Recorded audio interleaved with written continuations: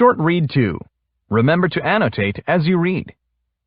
Building the Transcontinental Railroad by Max Prinz. A great railroad, connecting the Atlantic with the Pacific Ocean, is the most magnificent project ever imagined. Theodore Judah, 1857. Building a railroad across the country was a huge project. It would require money, a team of engineers, armies of workers, and a leader. Theodore Judah was a young engineer who had built railroads in the East. He believed that a transcontinental railroad could and should be built. Theodore Judah mapped the route the railroad would take across the mountains called the Sierra Nevada. Judah went to Washington, D.C. to ask the government for land and money. He convinced President Abraham Lincoln to sign the Pacific Railroad Act of 1862. This plan set up two railroad companies. The Central Pacific Railroad Company would begin in California, laying track east. The Union Pacific Railroad Company would start at the Missouri River, laying track west. They would meet somewhere in the middle.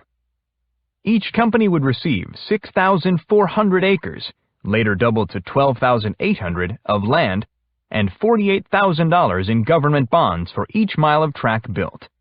The company that got the farthest would make the most money. The land and money proved a good incentive for each company to do its best to win. The Union Pacific seemed to have the easier job. It was building across flat land. The Central Pacific had to run track through the Sierra Nevada, a large mountain range. At first, workers were asked to lay 1.6 kilometers, 1 mile of track per day. Then the goal became 3.2 kilometers, 2 miles per day. One day, the Union Pacific men began work at 3 a.m. and laid more than 13 kilometers, 8 miles of track, making the competition fierce. However, the Central Pacific team refused to be beaten. They announced that a special team of workers would lay 16 kilometers, 10 miles of track per day. The men were promised 4 days' pay for 1 day of work. By 7 p.m., they had put down their tools as they had laid 16 kilometers, 10 miles of track.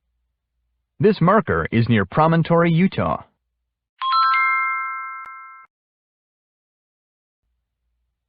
People have done. The last rail is laid. The last spike driven. The Pacific Railroad is completed. Leland Stanford, Governor of California, May 10, 1869. People had expected the Transcontinental Railroad to be completed in 1876.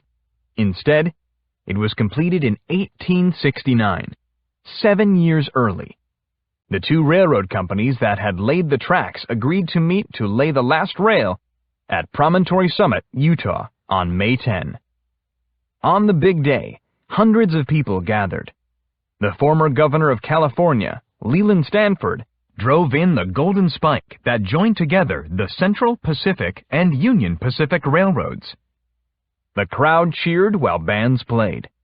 Less than a week after the last rail was laid, train service began. The trip from New York to San Francisco took about a week and cost far less than the long journeys by sea or across land. It cut the price of cross-country travel from $1,000 to $150, making the trip much more affordable for the public. As a result, more settlers rode the trains west on their way to building new homes, farms, and communities. The Transcontinental Railroad changed the nation. By linking east with west, the railroad helped unite the nation. Americans began to feel they were citizens of the United States, not just members of their local communities. American Travelogue. In his book, Roughing It, 1872, American author Mark Twain described his 1861 trip west before the railroad was built. He traveled by mule-drawn coach from St. Joseph, Missouri, to Carson City, Nevada in only 21 days. The coach shot from the station as if from a cannon. It was a fierce and furious gallop, till we reeled off 10 or 12 miles. So we flew along all day until we landed at Fort Kearny, 56 hours out from St. Joe. 300 miles. Twain later described the railroad journey he took about 10 years later. At 4:20 p.m. Sunday, we rolled out of the station of Omaha and started westward. We sped along at the rate of 30 miles an hour, the fastest living we had ever experienced. Our train rushed into the night, then to bed in luxurious couches, and awoke the next morning 300 miles from Omaha, 15 hours and 40 minutes out.